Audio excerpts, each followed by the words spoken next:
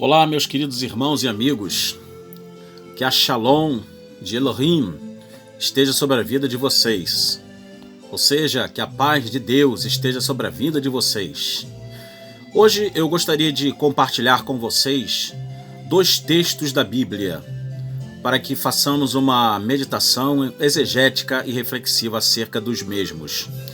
Uma se encontra no capítulo 17 do Evangelho que escreveu o evangelista Mateus, e capítulo 17 e o versículo de número 1 e 2, que diz assim: 6 dias depois tomou Jesus consigo a Pedro, a Tiago e a João, que era o círculo chamado íntimo, e João era o íntimo do íntimo, dos íntimos de Jesus,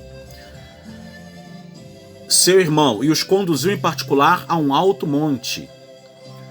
E o versículo 2, que é onde nós nos deteremos nesta meditação, diz assim: e transfigurou-se, grave bem essa palavra, e transfigurou-se diante deles, no caso Jesus, e o seu rosto resplandecia como o sol, e as suas vestes se tornaram brancas como a luz.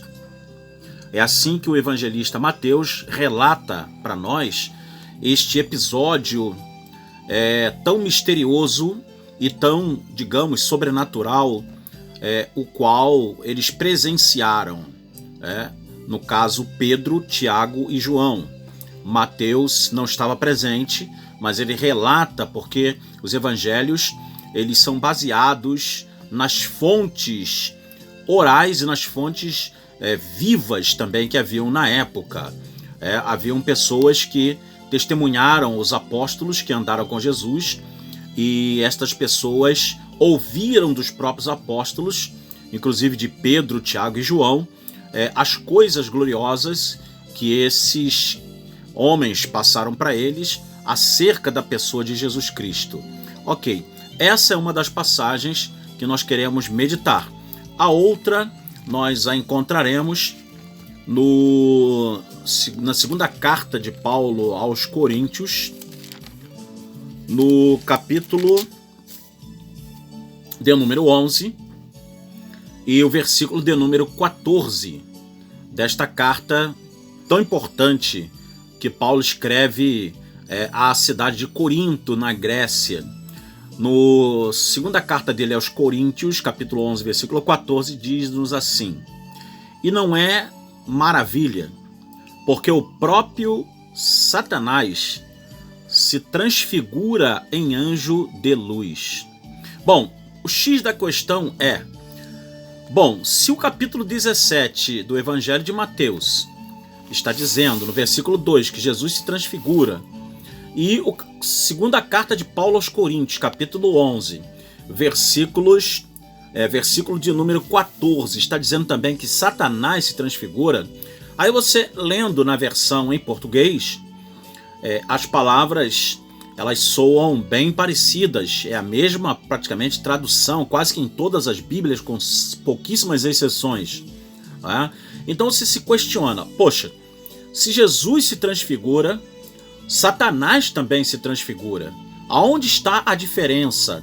Em que consiste-se a diferença destas 2 transfigurações, da de Cristo e da de Satanás?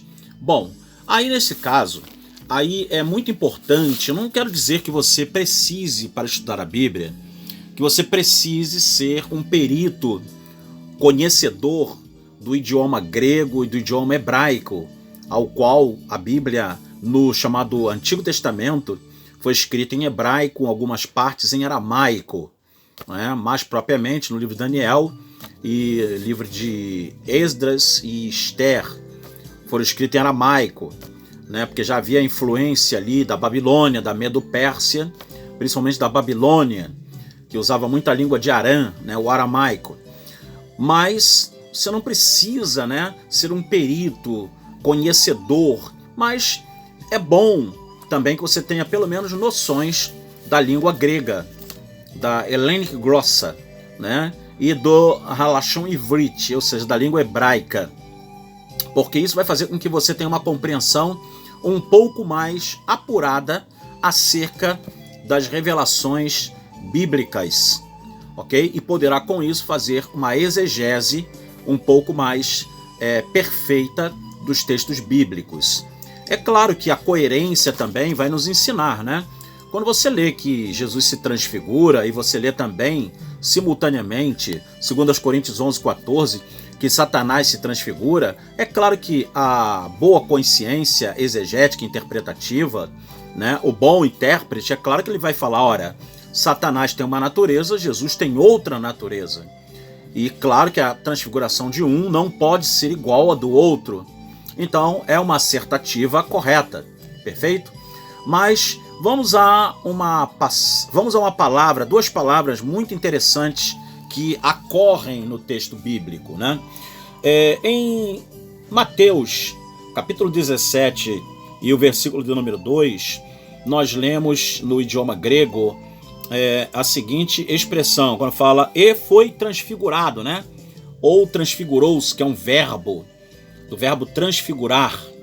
Né? Então nós temos aqui a expressão kai metamorfote, que é exatamente o que está falando lá, e transfigurou-se, e foi transfigurado, falando de Jesus. Sim, e lá no idioma grego, quando está falando acerca da pessoa, da figura do inimigo das nossas almas, de Satanás, está dizendo uma outra palavra grega, que é a palavra metaschematizomenoi. Metaschematizomenoi, né? Que é transfigurou-se ou transformou-se. Bom, você pode me perguntar, bom, são duas palavras gregas, né? E, obviamente, você viu que as duas não são parecidas, uma atribuindo-se a Jesus e a outra atribuindo-a a Satanás. Mas no português está transfigurou-se. Bom, há uma diferença exatamente na essência destas palavras. Por isso que há a importância de você não menosprezar ou desprezar o conhecimento, se caso você tiver a oportunidade, de estudar a língua grega, nem que seja rudimentarmente. Claro que se aprofundar vai ser algo bem melhor. Mas estudar a língua grega, a língua hebraica, isso vai te trazer um suporte estrutural, espiritual, muito grande, muito bom, para você poder embasar a sua fé de uma forma ainda mais enraizada, né? Arraigar sua fé nas verdades eternas das Sagradas Escrituras. Bom, para nós não esticarmos muito e o vídeo não ficar muito longo e você desanimar de ver, porque não é nossa intenção desanimar ninguém, mas pelo contrário, é estimular você a ver mais e mais, queremos então dizer para você que quando a Bíblia fala que Jesus se transfigurou, a Bíblia está querendo nos dizer que Jesus, ele revelou aquilo aos apóstolos que estava no seu interior, ou seja, a transfiguração de Jesus, ela revela a interioridade, ou seja, a natureza de Jesus. Ela expõe a natureza de Jesus de dentro para fora, para ficar bem simples para você entender. Ou seja, quando Jesus se transfigura, a transfiguração dele estava expondo aos olhos humanos uma glória que era interior da pessoa de Jesus, ou seja, a glória da própria natureza divina se manifesta naquele ato da transfiguração de Cristo aos seus apóstolos Pedro, Tiago e João. E no caso de Satanás, quando Paulo atribui que ele pode se transfigurar em um anjo de luz, né? Ou seja, para enganar, Paulo está querendo dizer-nos o seguinte, que ele faz com que haja uma aparência de luz, mas interiormente a natureza dele não é de luz. Ou seja, Satanás é um mestre dos disfarces. Ele pode se apresentar com uma forma a qual verdadeiramente não é da sua natureza. Ou seja, uma forma fictícia, falsa, mentirosa, enganadora. Aí está a grande diferença da transfiguração de nosso Senhor e Salvador Jesus Cristo para a transfiguração do nosso arqui-adversário e adversário da raça humana, adversário de Deus e do seu Machia, do seu Messias, que é Jesus Cristo. Um se transfigura, que é Jesus, revelando a sua interioridade, ou seja, a glória que feriu a visão dos homens que viram. A manifestação da glória de Cristo era uma glória que era a glória interna da natureza do próprio Jesus de Nazaré.